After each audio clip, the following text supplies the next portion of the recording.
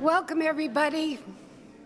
It's really good to see all of you here this morning. Welcome to First Unitarian Universalist Church of Rochester. We strive to be a congregation of compassion and justice, rooted in many sources of wisdom and many spiritual paths.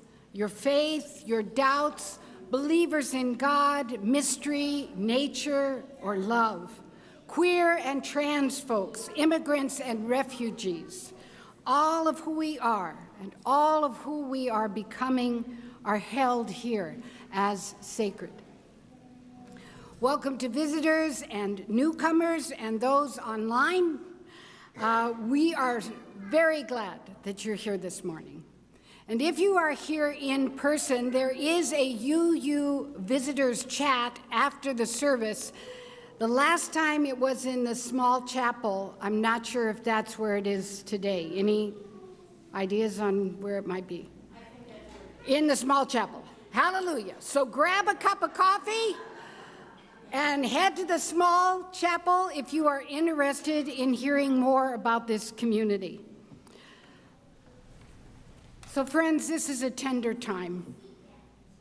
A time when we are all holding so much, whatever is moving in our personal lives, the lives of our families as our children and our grandchildren go back to school, the lives of various communities who are suffering, and the life of our republic.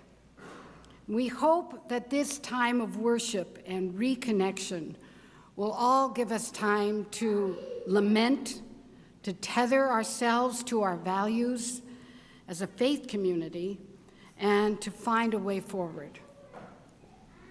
After the service, please join us down in the Commons for refreshments and conversation with information and sign-ups for events and groups. There's a lot happening in this congregation. There's a preschool playroom open just past the lobby and groups for kids after the time for all ages in the service. There's a QR code in your order of service for all the upcoming events, and the best way to stay informed is through our weekly e-news, and you can also pick up a fall activities booklet to learn about all the goings-on in the coming weeks. There's some great stuff in here, including stuff like yoga classes led by Natalie Arendt. It also includes a very special service next week, Sunday, September 7th. We'll gather for our annual water communion ritual with one service at 10 a.m. at the Olmsted History Center, an outdoor service by the old schoolhouse, followed by social hour in the shelter. And if it's raining, everything will be in the shelter somehow or another. So here's what to bring. A chair, we'll have a few extras, but bring your own chair. Your school backpack or work bag to receive a blessing, and a bag tag for all that we carry into the new fall season. Some water to share in our ritual from your garden hose or travels. As is our tradition here, you can share up to 7 words about what the water means to you. And you can also bring an extra garden bounty to share at the produce sharing table, or a bag to bring some home. Then the following week, September 14th, we return to 2 services at 9 and 11 a.m. And that Sunday and the 21st will include special sign-ups for activities, groups, classes, and getting connected with our online church directory. Today we celebrate with Laurel Phelps Bowman on her 80th year around the sun.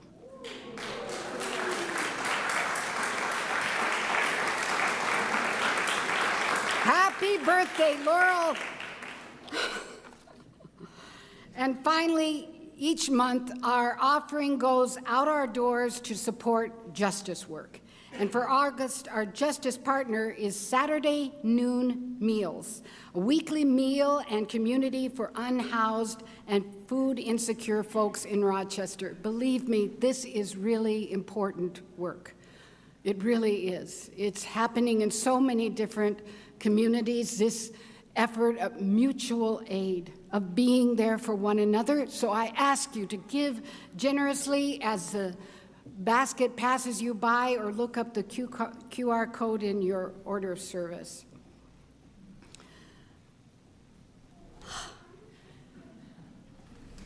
Luke always gives me so many words of welcome.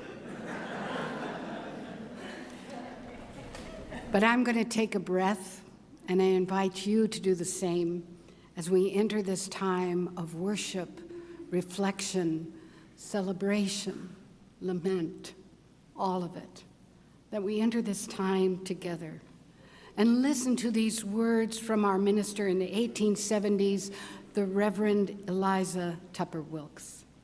May our faith in humanity and our message of hope and good cheer light our way.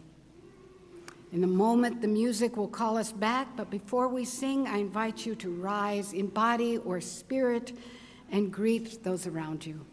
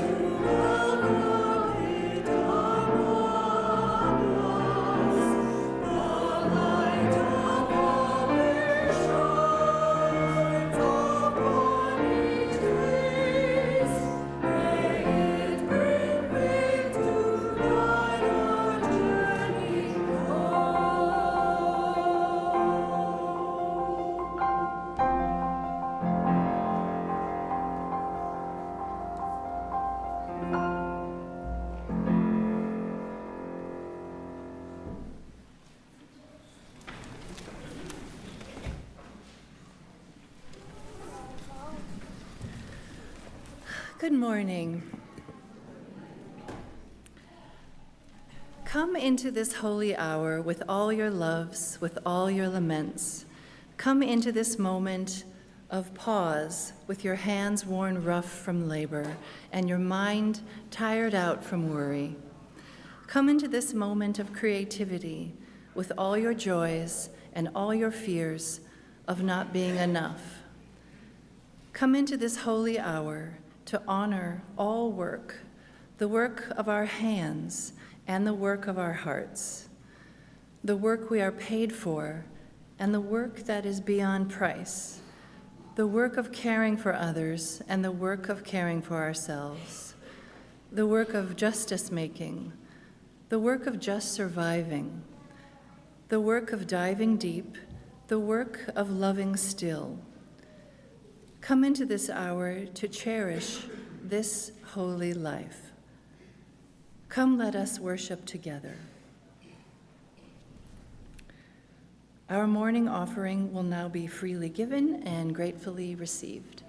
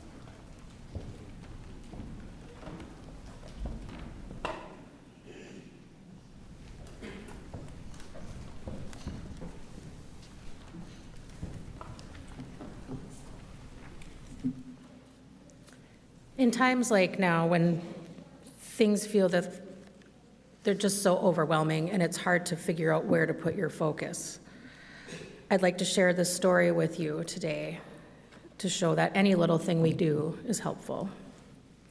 The Star Thrower, by Joel Barker, inspired by the writing of Lauren Isley. There's a story I would like to share with you. It was inspired by the writing of Lauren Isley. He was a very special person because he combined the best of two cultures. He was a scientist and a poet. And from those two perspectives, he wrote insightfully and beautifully about our world and our role in it.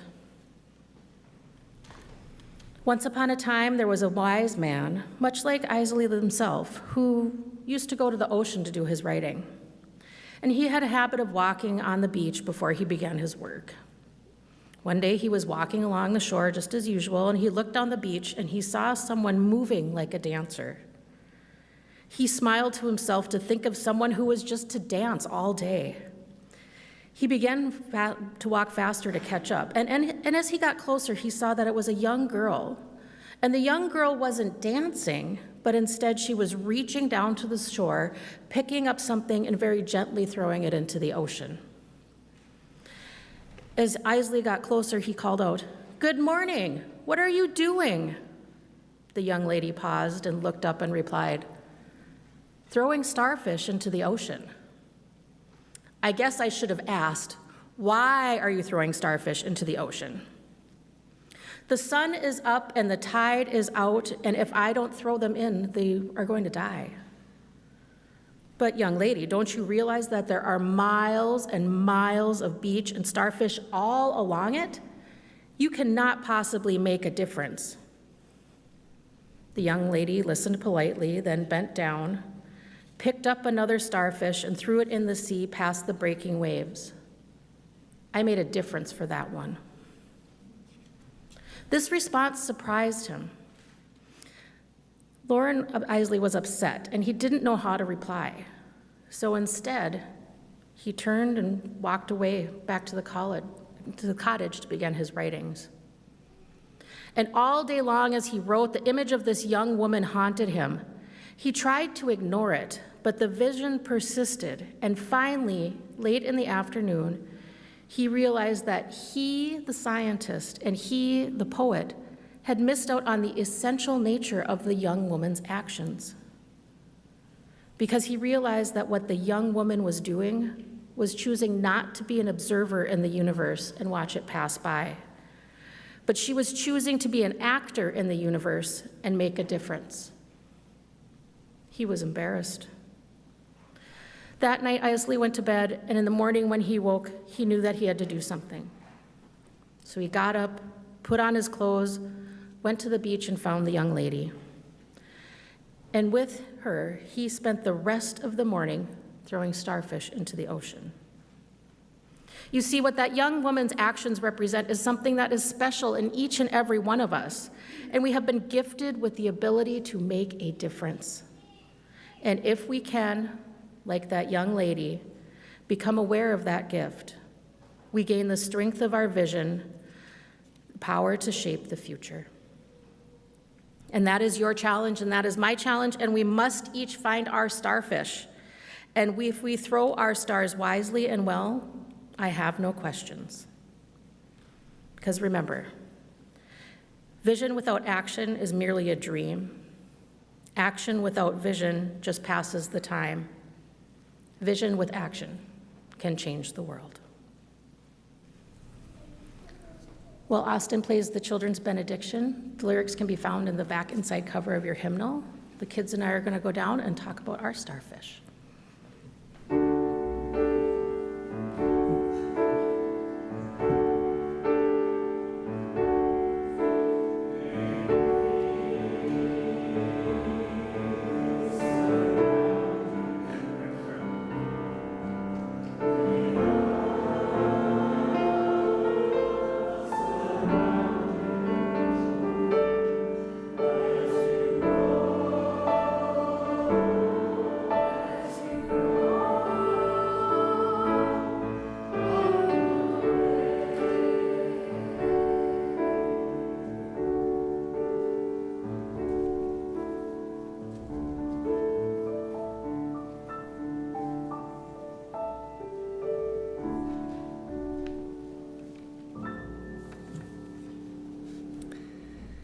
An excerpt from You Can't Be Neutral on a Moving Train by Howard Zinn. To be hopeful in bad times is not just foolishly romantic. It is based on the fact that human history is a history not of cruelty, not only of cruelty, but also of compassion, sacrifice, courage, kindness. What we choose to emphasize in this complex history will determine our lives. If we see only the worst, it destroys our capacity to do something. If we remember those times and places, and there are so many, where people may have behaved magnificently, this gives us the energy to act, and at least the possibility of sending this spinning top of a world in a different direction. And if we do act in however small a way, we don't have to wait for some grand utopian future. The future is an infinite succession of presents. And to live now as we think human beings should live, in defiance of all that is bad around us, is itself a marvelous victory.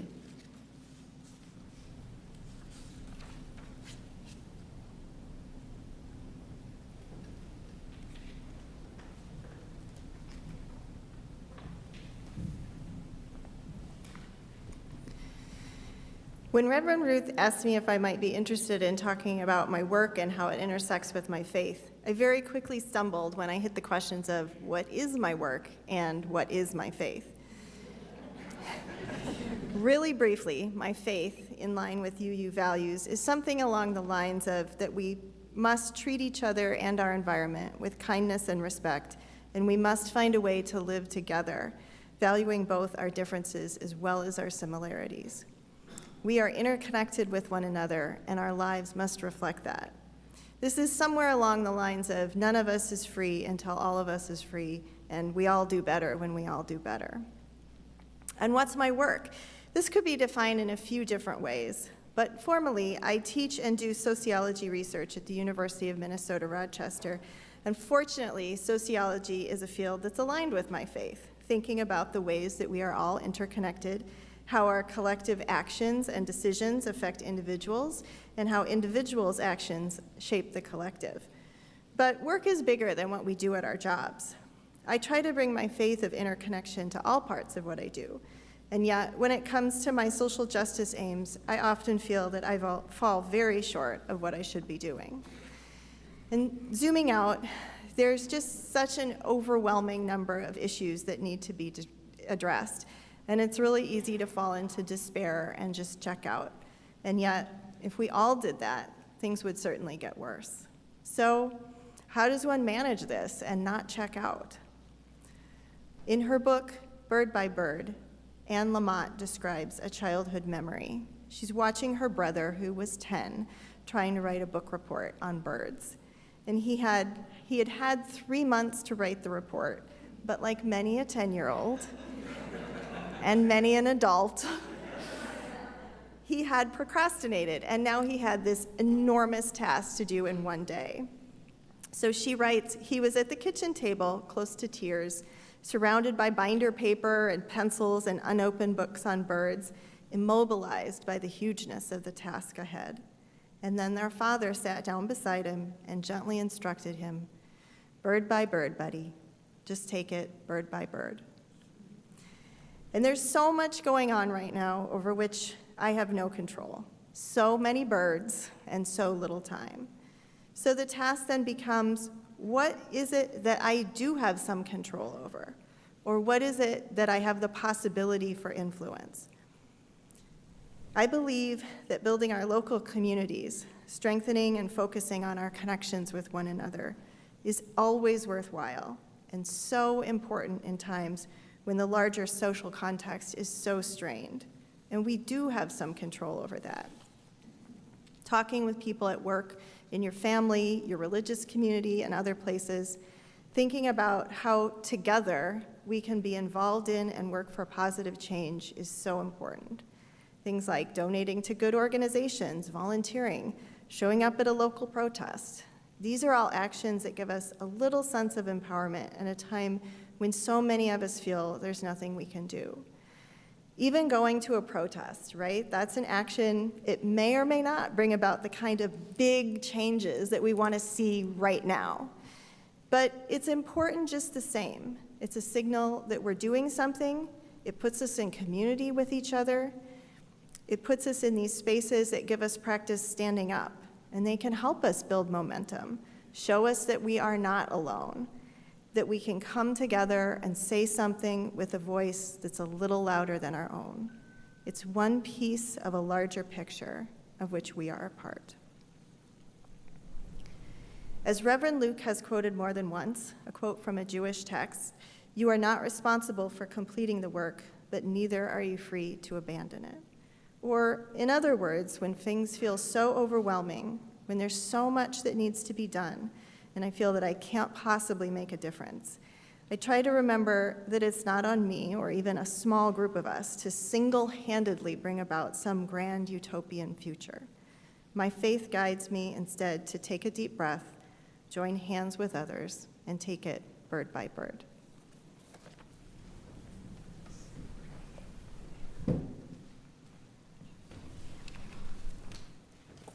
The choir is going to sing this next song for you, but also, if you were at the Matt Meyer workshop last week, you might know the song and feel free to join in with the choir. And it's repetitive enough that I think by the time we've sung it a few times, you can all join in with us so we can sing together.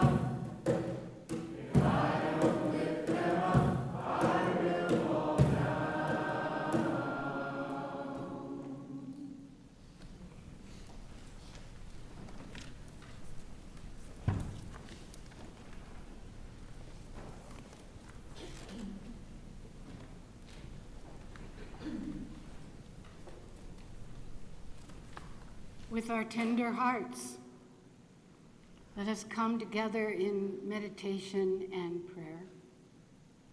And let the tears flow if that is what is needed today. Finding a centering place in our bodies and in our hearts. And if the center is hard to find, if we tremble with the state of things, to accept that this is the way it is today.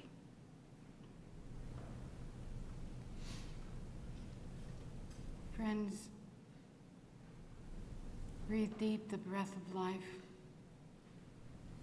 Feel below you the earth, and above you the sky, and beyond that the stars holding you in light, holding you in this moment, this aliveness. You yourself are made of earth and stars, and in this house you are named and known as sacred, as beloved. Let us enter a time of silence together, allowing our hearts to open, our minds to find some ease, our bodies to relax and feel this present moment.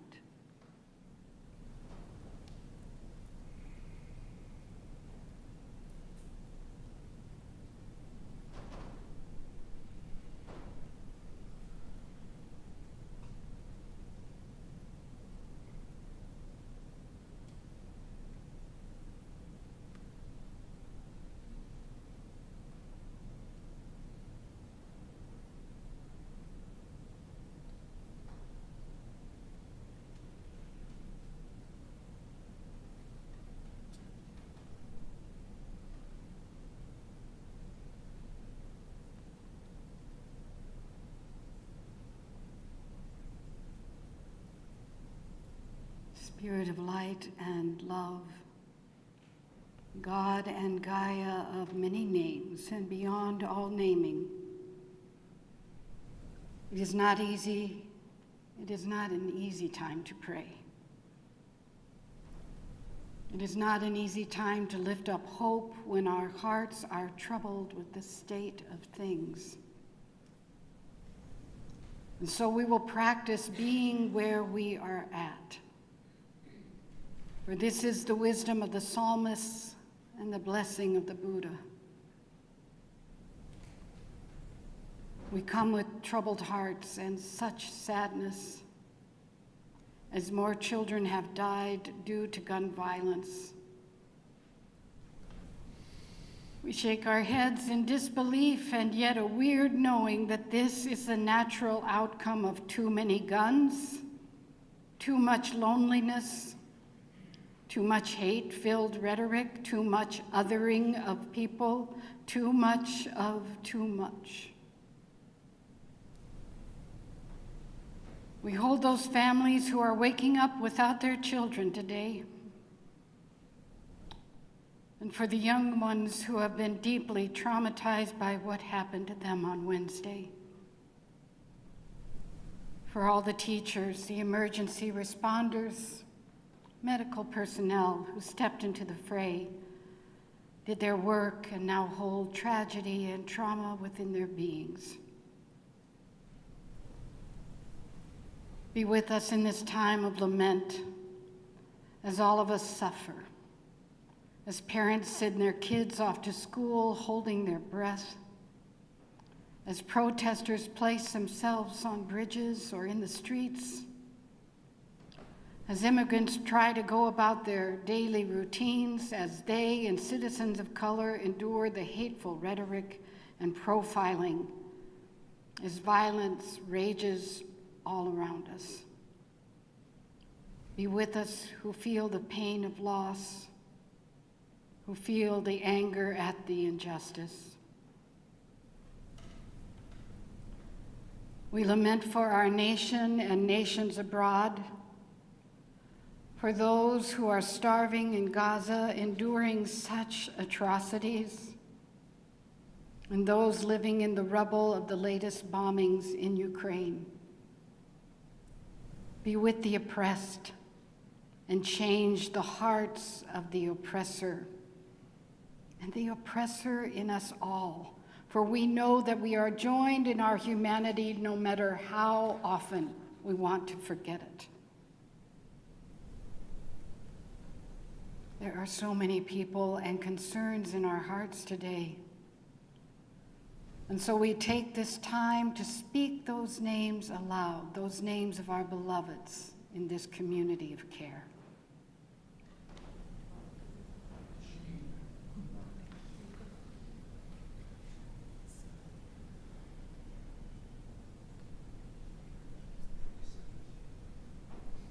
Spirit of life and love, root the wisdom of Howard Zinn in our hearts today that the human history is a history not only of cruelty, but also of compassion, sacrifice, courage, kindness. What we choose to emphasize in this complex history will determine our lives. So let us take on the mantle of this Labor Day Sunday and honor our work as contributors to a world that is just, compassionate, brave and kind, brick by brick, piece by piece, word by word, step by step, in small and big ways. Help us to be better people, to work for better things, and to create a better world. May it be so, and amen.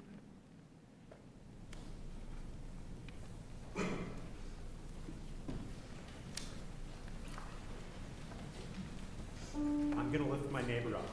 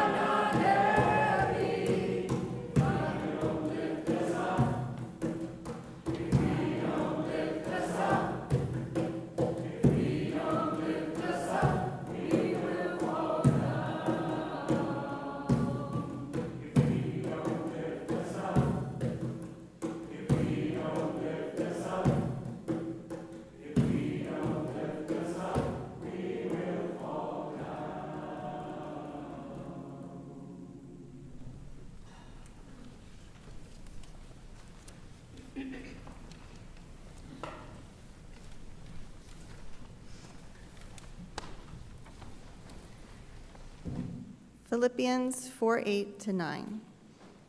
Beloved, whatever is true, whatever is honorable, whatever is just, whatever is pure, whatever is pleasing, whatever is commendable, if there is excellence and if there is anything worthy of praise, think about these things. Keep on doing the things that you have learned and received and heard and realized. Do that, and God, who makes everything work together, will work you into God's most excellent harmonies.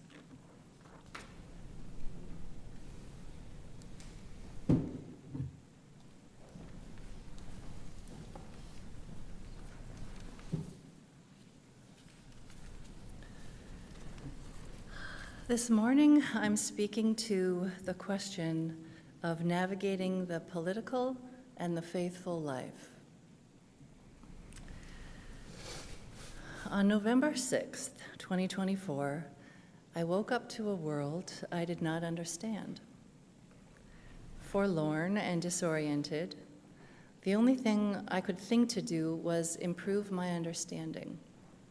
By facing the new political reality, no matter how baffling or repugnant,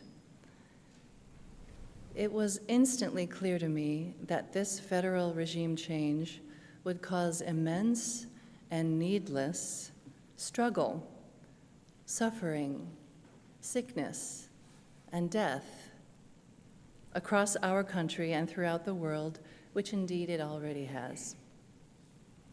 These are the most serious times I've ever known.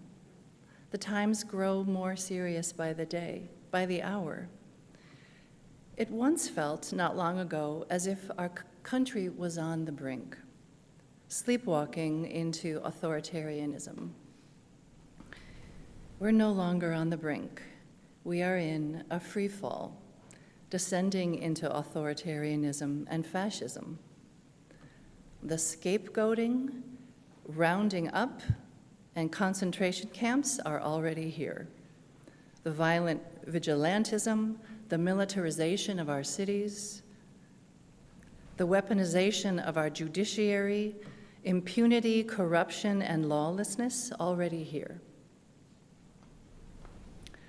The demand for total fealty, the demonization of a free press, centralization of power, bad faith arguments and reasoning, the dismantling of our foundational institutions, the seemingly bottomless sycophantism is already here.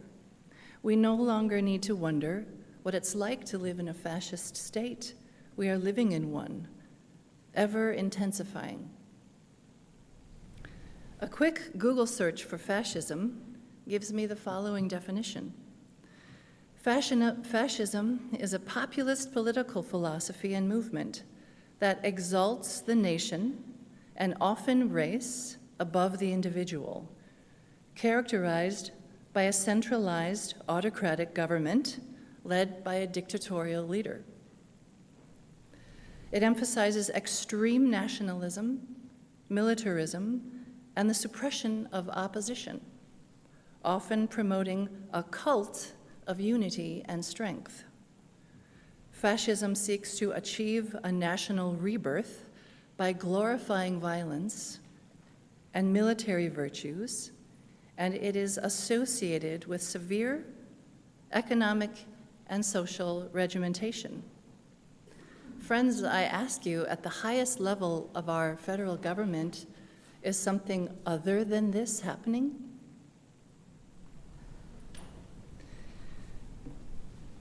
Naturally, all of this brings me back to the first day of 7th grade. In those days, 7th grade was the first year of junior high. In anticipation of the first day of school, I recall a looming dread, a feeling that I surely will not survive this day, that I would be subsumed in the unbearable everythingness of the day. I could not imagine any other outcome, only crushing dread. But dread as a thinking pathway is not a good option. So little, or not so little, 12-year-old Laurel devises a different thinking pathway. Reason and probability. If every single 7th grader here is obviously still alive, moving about their day, appearing to survive, my chances for survival are pretty good. And if every 8th grader here made it through 7th grade, my chances are pretty good for surviving the year.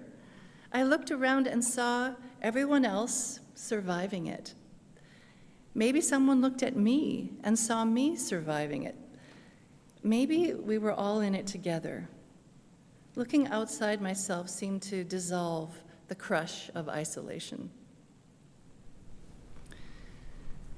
Circling back to fascism, let's look to countries who have managed to survive, stop, and reverse the erosion of their democratic institutions. Let's take a look at Brazil, Poland, Thailand, Zambia. How did they cast off fascism? What lessons did they learn? How can we learn from them? How do we survive this, get out from under this, and turn the world around? These are the questions I want us to answer together. We don't know the full extent of faith until it's tested. We don't know the full extent of who we are and what we're made of until we're tested. We don't know the full capacity of society until it's tested. Our faith is tested now, friends. So I leave you with the beloved and oft-repeated quote: "The arc of the moral universe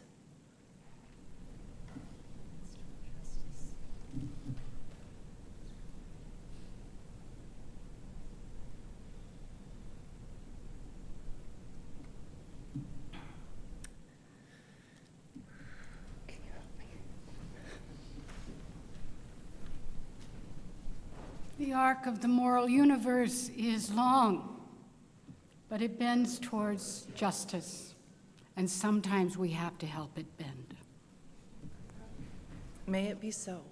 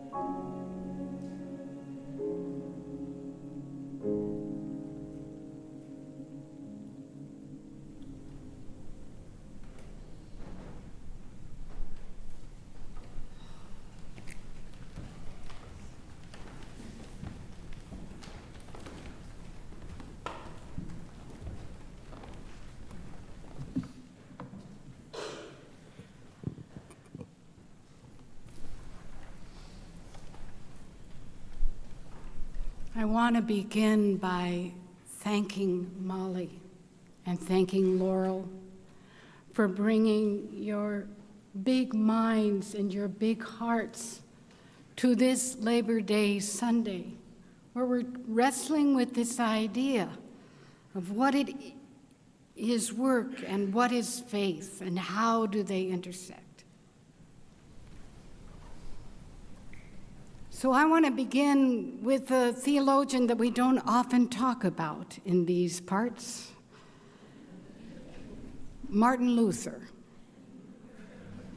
So one of the most powerful protests that Martin Luther lodged against the Catholic Church so many centuries ago was his concept of work and faith.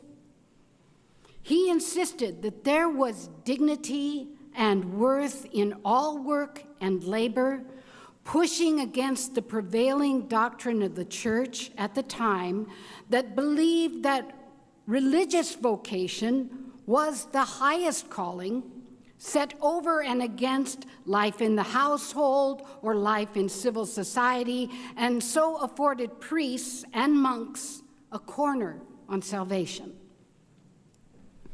Luther rejected monasticism and this division between the sacred and the secular. One might say, as theologian Catherine Killehans writes, that Lutheranism rejected the call to be apart from the world in favor of a call to be a part of the world. It was not the nature of a person's work that determined connection to the divine or whether or not they were paid for their labor, but a response in faith to God's call to be of service through their work and labor. Now, certainly, like many theologians and religious leaders of our Christian and Unitarian Universalist past, Luther is problematic. His concepts on work emerged in a context where people lived in assigned social stations or castes in life, with very little room to move or change or address the oppressive and exploitive norms of the time. For Luther, 1 Corinthians 7:20 was an essential text. Each one should remain in the condition in which he was called. So in essence, you are where you are, tough. Serve God there. In our time and our understandings of oppressive societal structures, advantaging some and disadvantaging so many, of over-the-top materialism, of exploitation and extraction, Luther's call to stay and serve in your place is hardly tenable. Still, I find myself thinking a lot about Luther's basic premise that a division between what is sacred and what is secular is a false paradigm.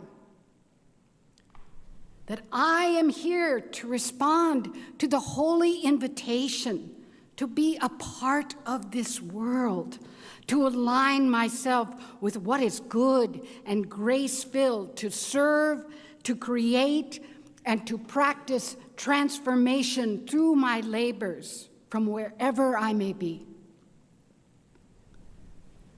Now more than ever, this is our call as people of faith. There is no neutral on a moving train, as Howard Zinn so aptly put it. On this Labor Day Sunday, we must ask ourselves how we will serve and engage in this increasingly complex and reckless time, where violence is glorified, where people are deemed more or less human, and so are treated with more or less human rights. We're all going to have to get a whole lot more uncomfortable with moving into the fray, a whole lot more vocal, a whole lot more creative, a whole lot more dedicated to be a part of this world and serve good and grace from wherever we are.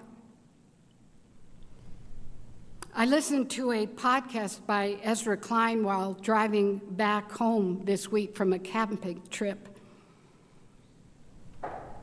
The podcast talked about ICE and Customs and Border Protection agencies being built into a paramilitary force and used against our communities. When guest Radley Bolko was asked, "What can we do? What is our role?" he responded in pretty much an iteration of Luther's central premise: serve where you are. Resist from where you are. He said, while law firms are caving and Congress is silent and institutions are being hollowed out, we're seeing the bravest resistance from people who have the least amount of power. And then he gave these examples. He spoke of a Little League coach in New York who told off ICE agents when they started questioning his young players about their immigration status and forced them to leave.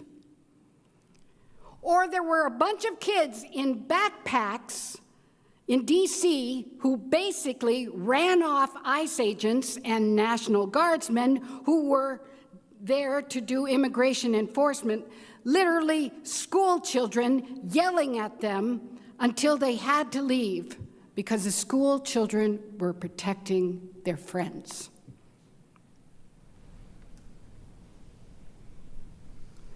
Look, I'm an older-looking white woman. I'm not going to say old. Who is both invisible and given a bunch of privilege and deference for the way I look. How can I serve from my place? That's what I'm asking. How will I be a part of this world? How can I use my status, my privilege, my voice in service to the transformative values I hold dear? How will you? How will we live and work knowing we are all sacred beings, diverse in culture, experience, and theology? How do we honor and work with this astounding interdependent web of existence and take our place in it? How can we live and work for justice? What would it look like to live in and through generosity and hope every day?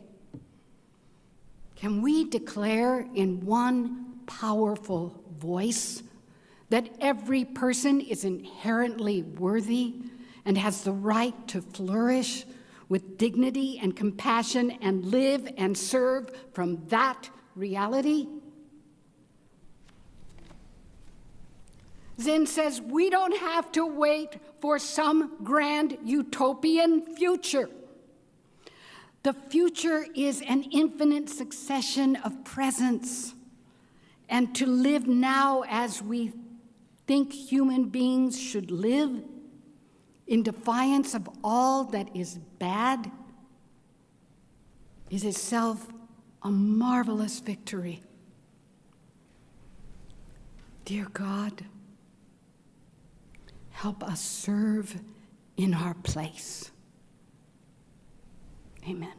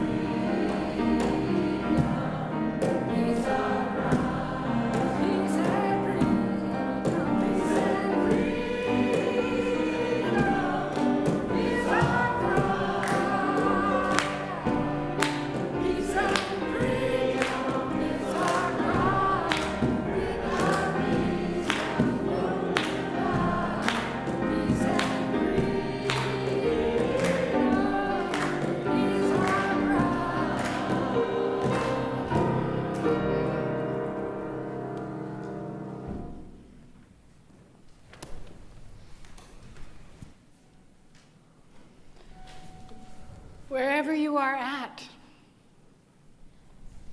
wherever you work, wherever you live, whoever you are, serve in your place, because we are building a new way.